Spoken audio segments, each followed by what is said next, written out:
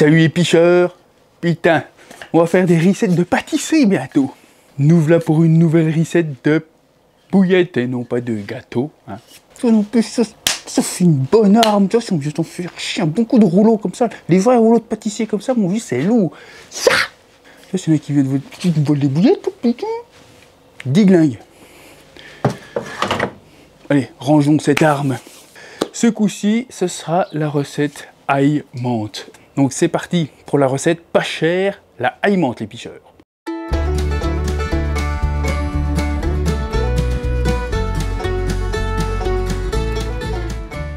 La fameuse bouillette ail menthe que beaucoup apprécient, que beaucoup ont entendu parler. Elle a eu un gros boom pendant un temps. C'était surtout dans les années 2010, je crois, hein, autour de là. C'est vraiment là qu'il y a eu un gros boom sur la ail menthe et après ça a fait... Parce que c'est comme tout, c'est des effets de mode et tout. C'est pas qu'elle est miraculeuse plus qu'une autre, hein, mais elle a fait ses preuves, elle a pris du poisson. Moi j'ai pêché avec. J'ai pris pas mal de poissons avec, et c'est vrai qu'elle est quand même top à utiliser quand les eaux se rafraîchissent un peu, que le poisson est un peu moins actif. La ail menthe à utiliser sur l'hiver, pourquoi pas le début de printemps et la fin d'automne. Donc voilà, donc on va faire cette petite recette de bouillette. Je la fais en version vraiment pas chère, hein, je m'emmerde pas, ça ce sera une bouillette qui reviendra vraiment à pas cher. Ça peut intéresser quand même pas mal de personnes. Vu que la menthe et l'ail, les deux ingrédients qu'on met dedans, sont extrêmement forts en goût et facilement retrouvables au fond de l'eau, tu vois, ça marque bien. Il n'y a pas besoin d'en mettre des tonnes et il n'y a pas besoin de rajouter 50 000 autres trucs, tu vois. C'est pas une bouillette qu'on va utiliser pour faire des haltés, faire des amorçages très très longs et tout. C'est plutôt une bouillette qu'on va utiliser avec quelques amorçages préalables, voire, ouais, pourquoi pas un mini halté. Donc voilà, donc on a fait une bouillette vraiment pas chère pour amorcer juste un petit peu à l'avance ou pour le jour même. Et je vous donnerai une petite variante, je la ferai pas, mais je vous donnerai dans la recette, je vous mettrai une recette à côté, une petite variante pour ceux qui voudraient l'utiliser sur du mini ALT ou des trucs comme ça, tu vois, un petit peu plus sur le long terme. Donc c'est parti les picheurs. On prend la menthe en poudre. C'est le morceau le plus cher en fait. Hein. On en met 80 grammes au kilo. Ensuite, l'ail, on en met 40 grammes au kilo. Ensuite, 80 grammes de beerfoot jaune. Ou à la place du beerfoot jaune, vous pouvez mettre 80 grammes de graines pour oiseaux exotiques, légèrement mixées, hein, donc un petit blender fait l'affaire hein, pour des petites graines comme ça, légèrement mixées, ou de la graine pour canari. C'est moins cher, pour ceux qui veulent réduire vraiment le prix au maximum. Voilà, et après, donc là on a 20%, hein, parce que ça fait 200 grammes, et ensuite on rajoute 800 grammes de mix de base. Voilà, pour celui qui veut vraiment la recette la moins chère possible. Hein. Moi, je vais faire une petite variante que vous pouvez faire. Je vais mettre 100 grammes de farine de biscuit, parce que c'est pareil, c'est pas très cher non plus. C'est pour, vu que le côté très agressif de la menthe et de l'ail, du coup, ça va adoucir avec le côté bien sucré du beerfoot jaune et du coup du biscuit. Donc 100 grammes de farine de biscuit. Et donc pour moi, après, ce sera 700 grammes de mix de base, vu que j'ai rajouté ces fameuses 100 grammes de farine de biscuit. L'autre variante, pour celui qui veut utiliser cette bouillette un peu plus dans l'année, qui veut avoir une bouillette qui apporte plus de choses au poisson, qui pourrait servir pour des mini ALT et tout ça, moi ce que je lui conseille là, à ce moment-là, c'est de rajouter 50 grammes de protéines de poisson solubles et 100 grammes de farine de thon ou de farine de saumon. Ou pourquoi pas 100 grammes de frolic. Voilà, ça apportera un peu un côté carné, ça apportera des protéines supplémentaires. Et on aura une bouillette plus équilibrée pour tenir dans le temps, vraiment. Et là, là je m'en prépare 9 kilos.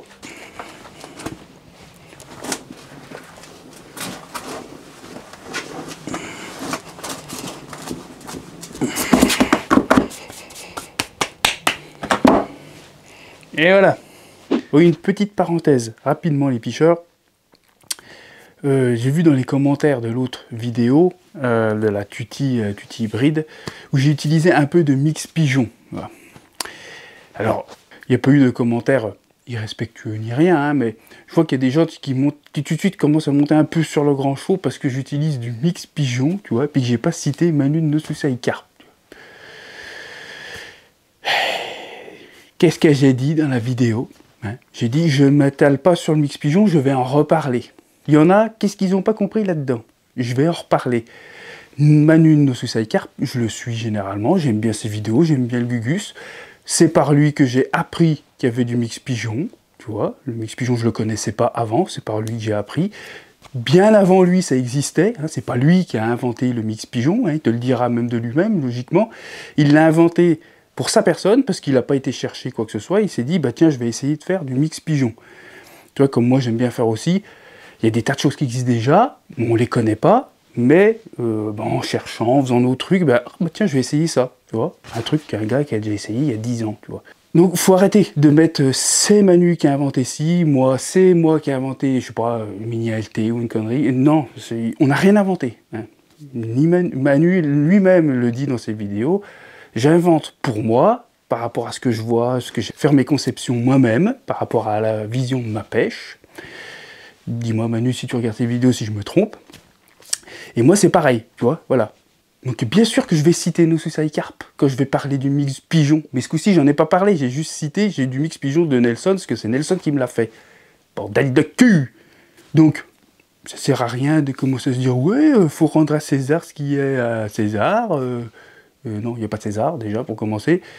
Et de deux, bien sûr que moi je vais citer Manu no Susai Carp parce que c'est par lui que j'ai appris que le mix pigeon existait. Hein. Mais bien avant ça, il y a des années, même des dizaines d'années, que le mix pigeon existe. Le mix qui a été fait aussi avec des granulés à chevaux, des granulés à poules, des granulés à cochons. Tout ça, ça a déjà été expérimenté et c'est utilisé par de grandes usines. Hein. Faites vos recherches correctement sur Internet avant de dire quoi que ce soit. Mais bien sûr, moi, je l'ai appris grâce à Manu no Susai Carp. Et j'ai eu mon premier mix pigeon grâce à Nelson, parce que lui, il a un moulin et il a pu moudre. Moi, j'ai pas ça, tu vois.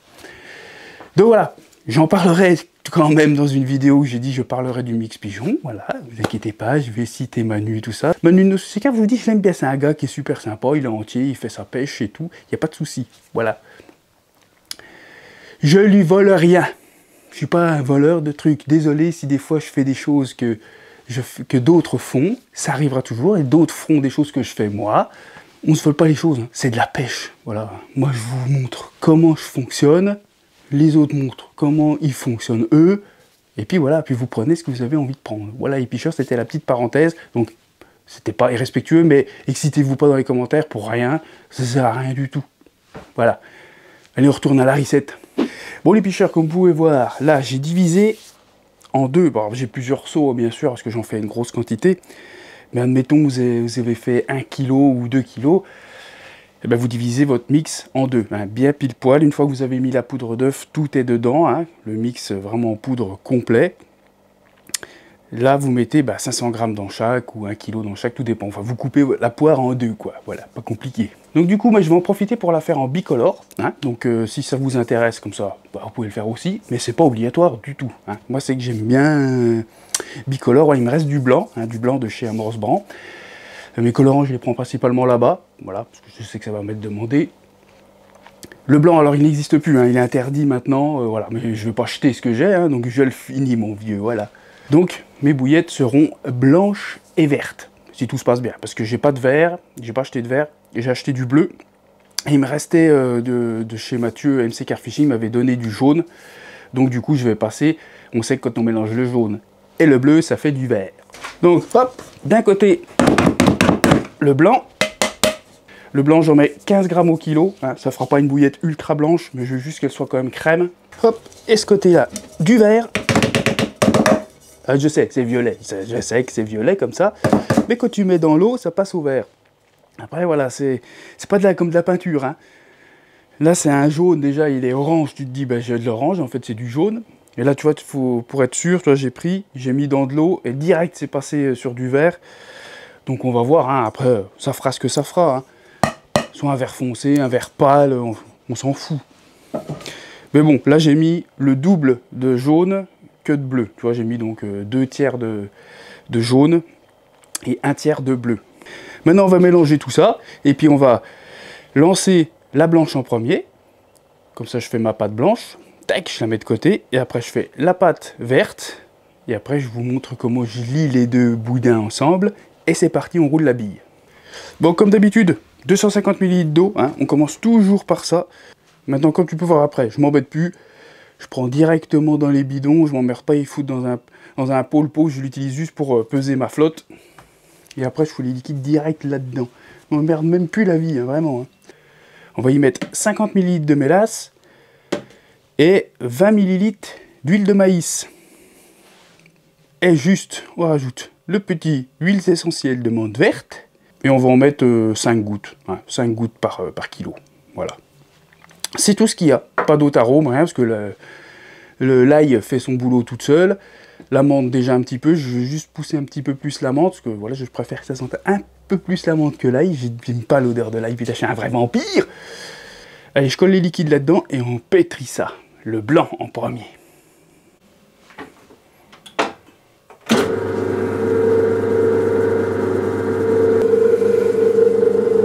Ah, bien entendu, tu essuies bien, tu nettoies bien ton blanc de travail, parce que si tu as mélangé déjà les autres couleurs et puis qu'il y a plein de bleus qui traînent et tout, ta bille blanche, elle va plus être blanche. C'est vrai que l'inconvénient quand tu fais des billes blanches, c'est que vraiment, faut faire gaffe. Hein. Après, ça t'oblige à avoir un plan de travail propre, pour le coup. Et ton batteur, faut qu'il soit propre aussi. Alors donc, voilà la pâte. Alors comme tu vois, elle n'est pas blanche du tout. Hein. Enfin, tu vois qu'elle commence à virer quand même au blanc. Mais généralement, ce colorant, de toute façon, il est un peu long à agir. Donc en fait, plus ça va aller là, plus elle va continuer à blanchir. Tant que je la fasse et tout, je les roule, je les cuis. Avec la cuisson, encore l'humidité de la cuisson. Et après, quand elles sèchent, elles ont tendance à encore blanchir. Donc normalement, je devrais avoir une couleur comme je veux, c'est-à-dire à peu près crème. Donc du coup, après, tu mets ta pâte blanche de côté. Moi, bien sûr, il va falloir que je la divise en deux, parce que là, ça va me faire 2 boudins, hein, bien sûr. Hein, parce que normalement, ça, c'est un boudin à faire directement. Mais vu qu'il faut que je mélange les deux couleurs correctement, je vais couper ça en deux. Et comme ça, je vais me faire 2 grands boudins. Donc j'ai déjà je vais avoir 2 guns de près dès que j'ai fait la verte. Pour vous, mettez votre petite pâte de côté. Et hop, on va attaquer la verte maintenant.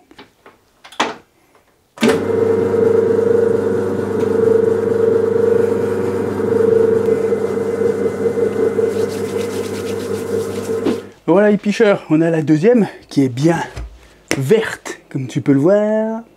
Ça c'est de la bouillette verte, une grosse bouillette. Et là tu as vu comme il est déjà en train de blanchir, il est plus blanc que tout à l'heure. Donc là, ça va faire un bon rendu, tu vois. Je suis assez content de mes couleurs là. Allez, je prépare mon boudin et puis après je vous montre comment j'assemble les deux. J'ai préparé mes 2 bandes de blanc, mes 2 bandes de verte. Vous êtes censé en avoir une de chaque seulement. Maintenant, je vais me laver les mains, laver le plan de travail. Et oui, je sais, c'est un petit peu contraignant, mais bon, si tu veux qu'elle soit bien blanche et verte, et pas avoir le blanc qui va être tout baveux de vert, bah, faut que tout soit nickel. Voilà. Donc, lavage du plan de travail, lavage des mains, et après on assemble.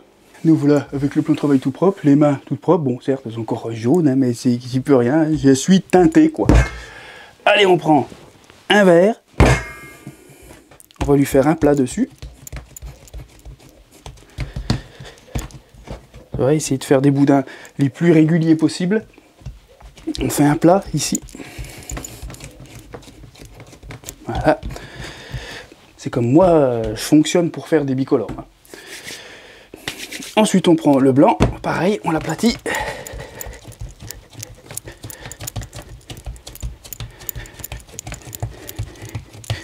Voilà. Là, ce que je fais, j'humidifie légèrement cette base. Très léger, hein, quelques gouttes. Tu vois, regarde, voilà. Hein.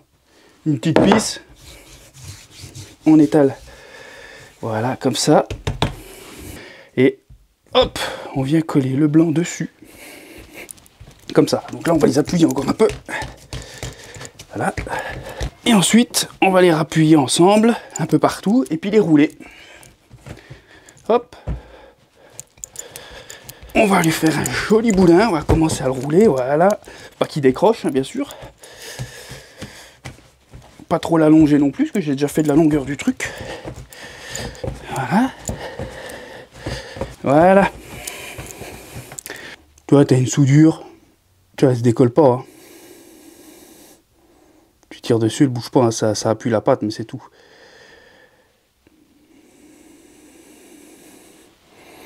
Voilà. Voilà le boudin fini. Maintenant, dans le gun. Mais comme tu peux le voir, est nickel. Bon, là, tu vois peut-être pas trop avec l'angle, mais tu vas voir. On a des boudins bicolores. Hop! Regarde ça. On est sur du nickel chrome, n'est-ce pas les picheurs? C'est pas trop dégueu. Comme vous pouvez le voir, les picheurs, je suis assez content du résultat. Hop. Toup!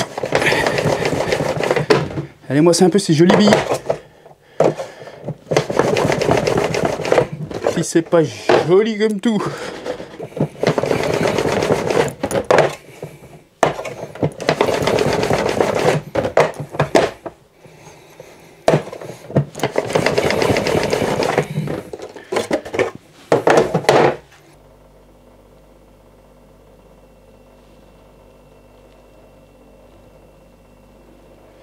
Bon, allez, go, les picheurs, même topo. Là, on est à 90, presque 95 degrés. Hop! On va lui coller les bouillettes.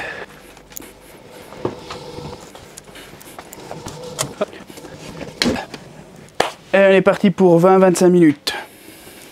Allez, là, c'est cuit, les picheurs. Attends, avant, on va éteindre le feu. Voilà. Hop. Ouais, ça sent bien l'ail menthe quand même. Hein. Allez. On sort tout ça.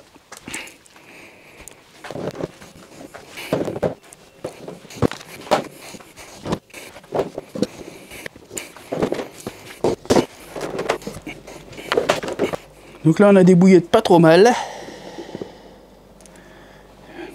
Assez rondes. Comme tu peux voir quand même, ça va. Bon, c'est pas un blanc hyper pétant, mais ça suffit pour bien diviser les deux couleurs. Le vert est vachement foncé. Bon, en séchant, je pense qu'il va s'éclaircir un petit peu, mais c'est pas grave. De toute façon, je voulais un vert foncé, vu que la menthe est c'est vert super foncé. Hein. Quand c'est moulu et tout, c'est pas du tout vert clair. Le seul petit truc voilà, qui me fait un peu chier, c'est que du coup, vu que j'ai mélangé deux couleurs, le jaune et le bleu pour avoir du vert, tu vois, le jaune a tendance à, vu qu'il faut en mettre plus, tu vois, à baver un peu là, et tout de suite, c'est le jaune qui ressort du vert. Mais bon, c'est pas très grave, hein. Du coup, ça fait un liseré jaune. Je suis assez content, c'est pas les carpes que ça va déranger, hein, qu'il y ait un petit liseré jaune ici, c'est pas grave. Voilà, on a quand même des bouillettes sympathiques, ail menthe. Bon, voilà les picheurs, la recette ail menthe est terminée. On a une recette pas trop mal. Alors, moi, je l'ai fait bicolore. Vous n'êtes pas obligé de la faire bicolore. Donc, j'en ai pas parlé plus que ça dans la vidéo, mais c'est un peu comme toute. Hein. Tu peux la transformer en hybride en lui rajoutant 100 g de farine de poisson, admettons. Et puis comme ça, tu peux l'utiliser plus sur des amorçages à long terme. Tu vois.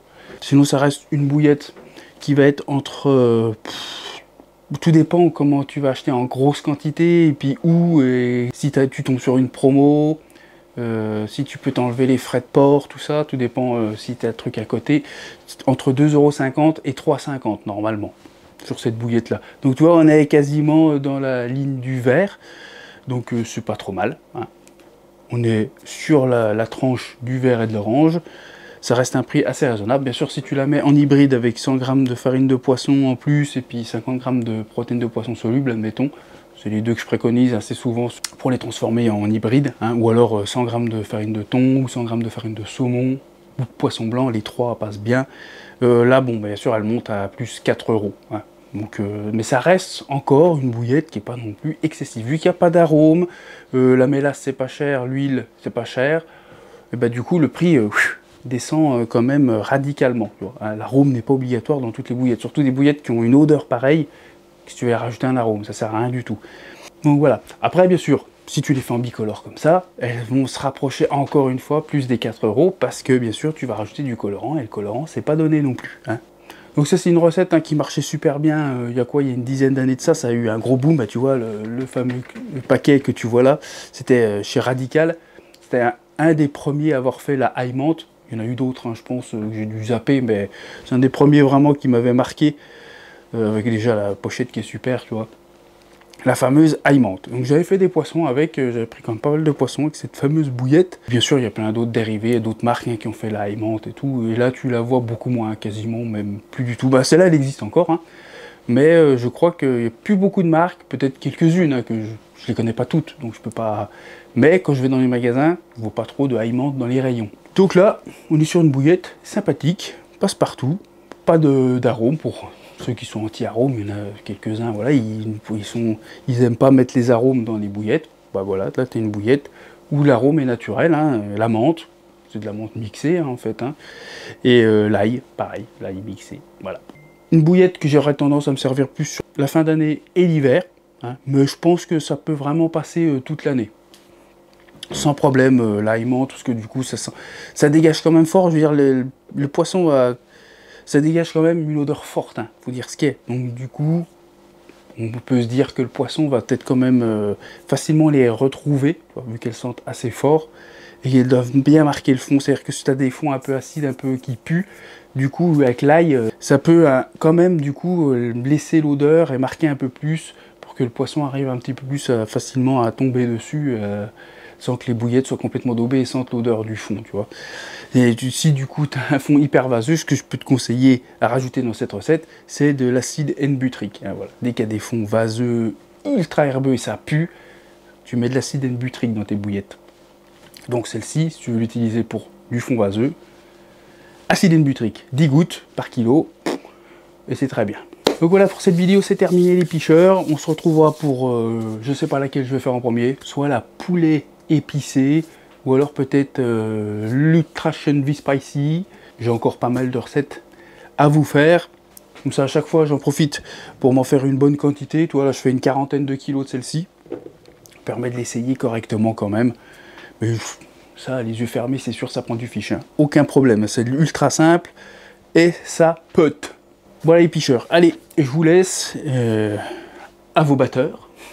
Et allez-y, testez-moi ça. N'hésitez pas à me mettre dans les commentaires, comme pour la vidéo d'avant, hein. Ceux qui testent la tutti, n'hésitez pas à me mettre dans les commentaires ce que vous avez fait comme poisson, si elle vous réussit ou si elle vous réussit pas. Pareil pour celle-ci, dans les commentaires, pour ceux qui testent, n'hésitez pas à me mettre vos résultats. Voilà. Allez les picheurs, je vous laisse. Je vous souhaite une bonne piche à tous et à la prochaine vidéo. Salut les picheurs.